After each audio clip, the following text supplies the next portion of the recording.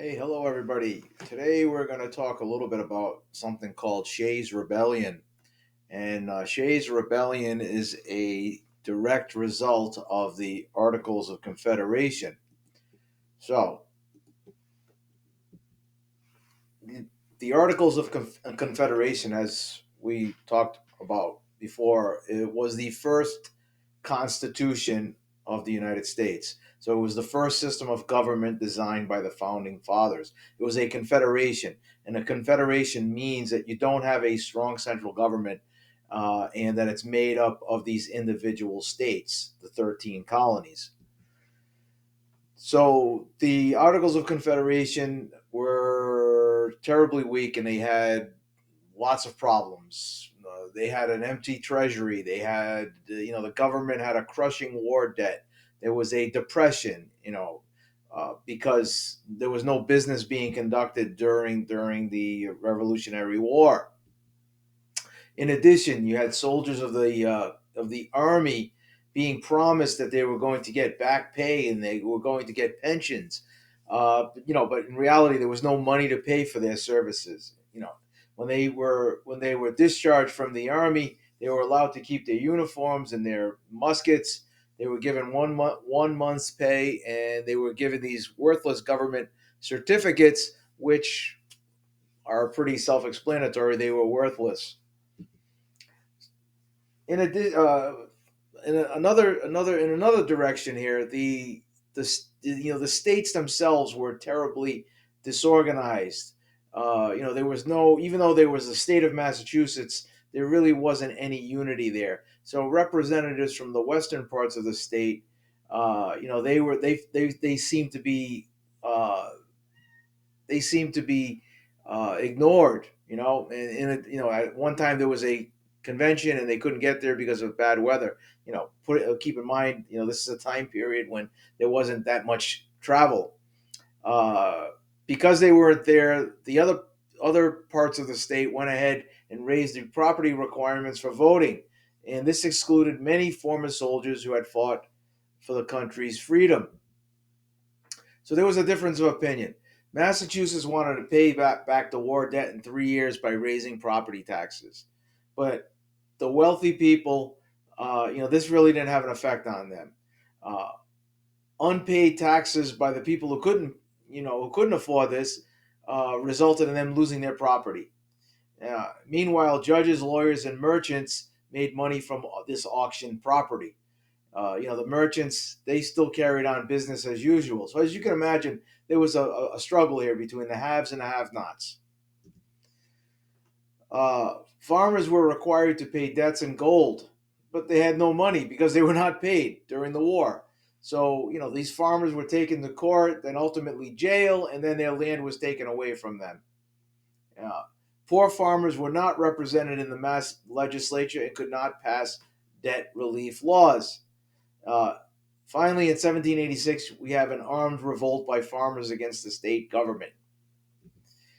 So the farmers of Western Massachusetts, they felt disenfranchised, which meant that they didn't have the right to vote. The political leaders of Eastern Massachusetts considered the farmers knaves and thieves who threatened the freedoms won in the war. These farmers, they met at various places. A famous one is this Conkey's Tavern. And at this point, they brought up the ideals of the Declaration, which were that to secure these rights, governments are instituted among men, deriving their just powers from the consent of the governed. That when any form of government becomes destructive of these ends, it is the right of the people to alter or to abolish it and to institute new government. They took this literally to heart. Here you see this image of a tax collector.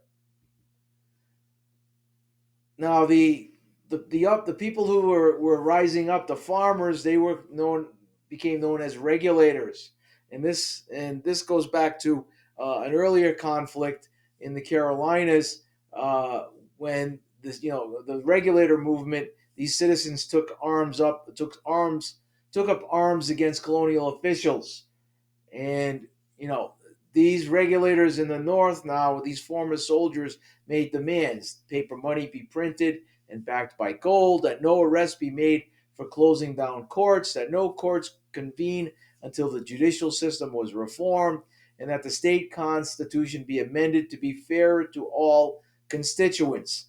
In other words, taxes and voting rights. The man who stepped forward was a guy named Daniel Shays. He was the head of the regulators. He rallied and organized these rebels to commit these actions in the fall of 1786. They mobbed courthouses in Northampton, Great Barrington, and Worcester to prevent judicial actions. They stormed the courthouse in Northampton to prevent trials and imprisonment of debtors, destroyed records of debts. And then finally, they attempted to storm the courthouse at Springfield, uh, the Springfield Armory, no doubt. So Shays led 1,400 men towards Springfield and the Springfield Armory with the object of obtaining weapons and heading for Boston to overthrow the government. Uh, a General Lincoln with a militia of 4,400 men, paid for by the wealthy merchants of Boston, was approaching from the east. General Shepard was in charge of the Springfield Armory with 1,200 men. Shays and his men took a stand in front of the armory. Shepard had his men firing warning shots above the regulators' heads. The rebels did not budge. Then the general ordered cannons fired at waistband height and grape shot. Grape shot was a type of artillery. I guess you may think of it as shrapnel. When it exploded, it fired out, and so he ordered this to be fired at waistband. Four of the regulators died, and 20 were wounded. Shay's army and two other factions retreated in disarray to small towns where they were known and collapsed in exhaustion. General Lincoln decided to pursue them at night through a bitter snowstorm. Frostbitten and exhausted, his men nevertheless routed the regulators. Many, including Daniel Shays, slipped away to New Hampshire and Vermont, where they were sheltered from the death sentences awaiting them. Some regulators were hanged while others were pardoned. Shays lived in Vermont until he was pardoned 2 years after the rebellion.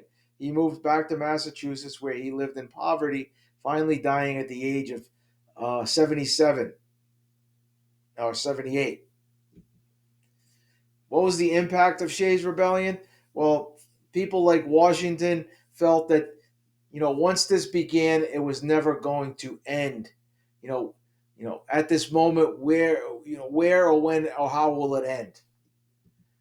Samuel Adams was a little bit more outspoken. He said that rebellion against the king may be pardoned or lightly punished, but the man who dares to rebel against the laws of a republic ought to suffer death.